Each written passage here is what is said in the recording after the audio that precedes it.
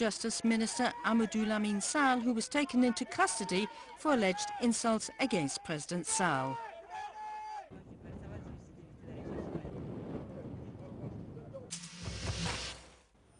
South Africans attending Mass in Cape Town joined faithful across the country to pray for an improvement to the health of former President Nelson Mandela. The former president is hospitalized in Pretoria with a lung infection.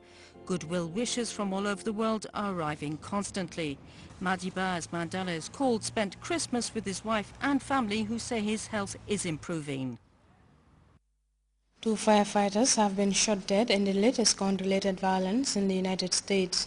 The shocking news comes after the two responded to an emergency call from the man who started the inferno, and thousands of worshippers have converged on Bethlehem to celebrate the birth of Jesus Christ. We have more on those and other stories in this World News Roundup.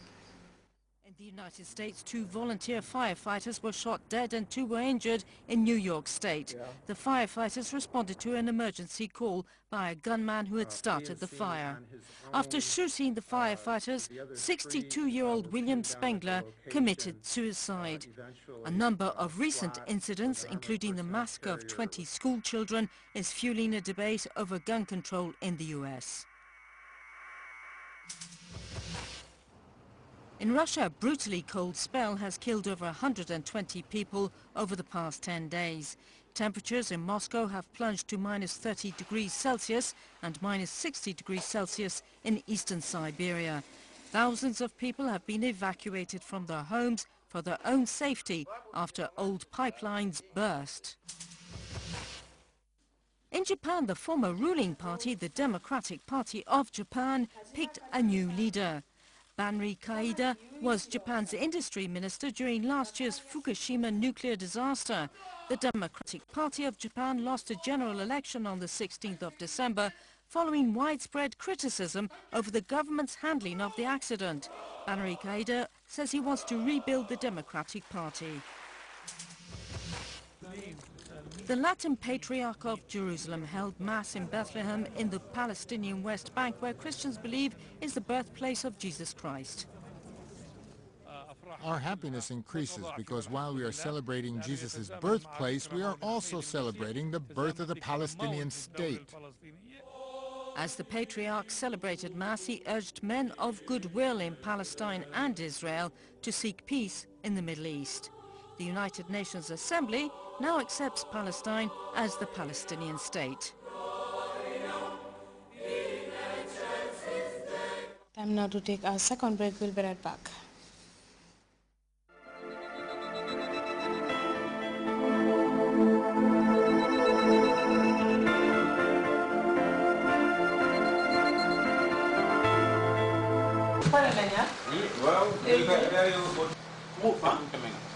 Play.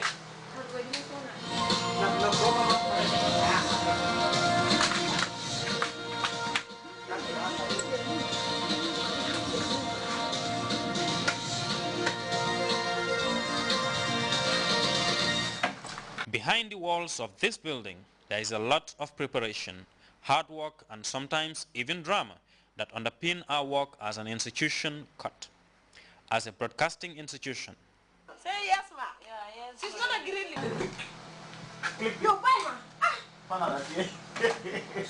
Yo, in case you want to know some of the things that our reporters, presenters, cameramen, editors, and technicians are engaged in before the news or any other program is aired, follow us on Behind the Scene come end of December.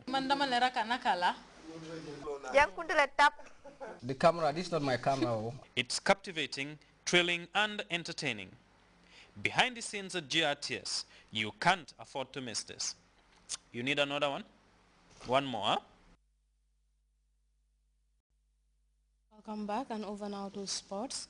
21 aspiring boxers have completed training to develop their skills and techniques in boxing. The capacity enhancement exercise is jointly organized by the Olympic Solidarity and the Gambia Amateur Boxing Association. Modu S. Jallo covered the closing ceremony and he now reports. This capacity enhancement, which comes shortly after Pa Aliu Jallo was elevated to the position of the president of the Gambia Amateur Boxing Association, is part of efforts aimed at promoting boxing, a sport that has for the past years been in the doldrums. After successfully undergoing and completing the 2-week training, the 21 participants had their skills honed in various aspects of the game.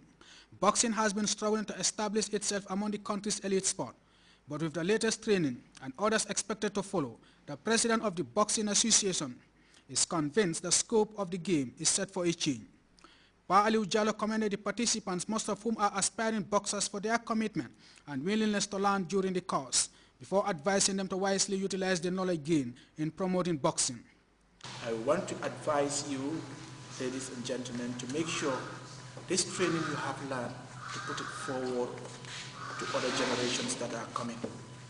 You one day will all retire from boxing, and you will want to pass on this information, this training you have done today, to your youngsters that are to come. Abdullah Halabi from Lebanon is the course director and was impressed with the performance level of the participants, whom he says have the potential to do well in the boxing ring. I think Gambia now have a very good team because, mashallah, very strong and training 6 hours in the day without tired. The Executive Secretary, National Sports Council, Mahmoud Max Jallow, commended the Boxing Association for providing such a high-level training for its members, a move he says should be emulated by other national sports associations. He further challenged the Boxing Association to devise plans of promoting boxing across the country. This is a very important aspect of every national association to train its athletes, particularly the coaches. I understand the boxers have very good idea now, particularly some of you, all of you, on tactics, and you have been exposed on defensive techniques. Momodu Demba, the development officer at the Gambia National Olympic Committee, describes such capacity enhancement program as the foundation for developing any sports. He urged the participants to filter the knowledge down to other aspiring boxers. For the trainees, including Margaret Jaju, the only female in the group, this training has exposed them to new boxing skills relevant to their boxing career. The participants were all certificated for successfully attending and completing the 2-week training. Momodes Jallow, GRT Sports. And over now to news just in. The President, His Excellency Sheikh Professor Alhaji Dr. Yahya Jammeh has received at State House a Dutch family who named their son Yahya Stevelman after the Gambian leader. The couple have been visiting the Gambia since 1998 and said they named their son after President Jammeh after seeing the numerous development initiatives championed by President Jammeh. The family will explain more about their exciting story with Abdunjai in our subsequent news bulletins. From that news, we go straight to the weather report courtesy of the Central Focus Office.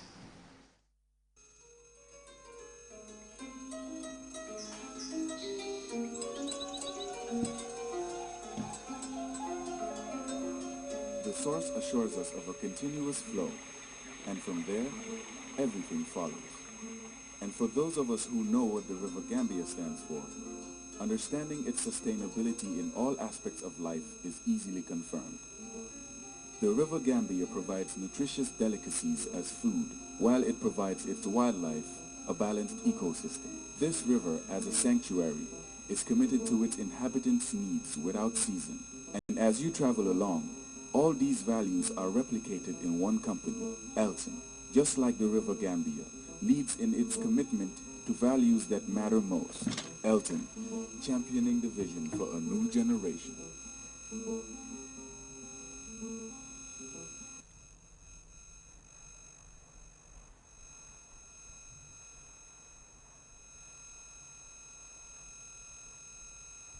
Good evening, and once again it's a warm welcome to the weather segment.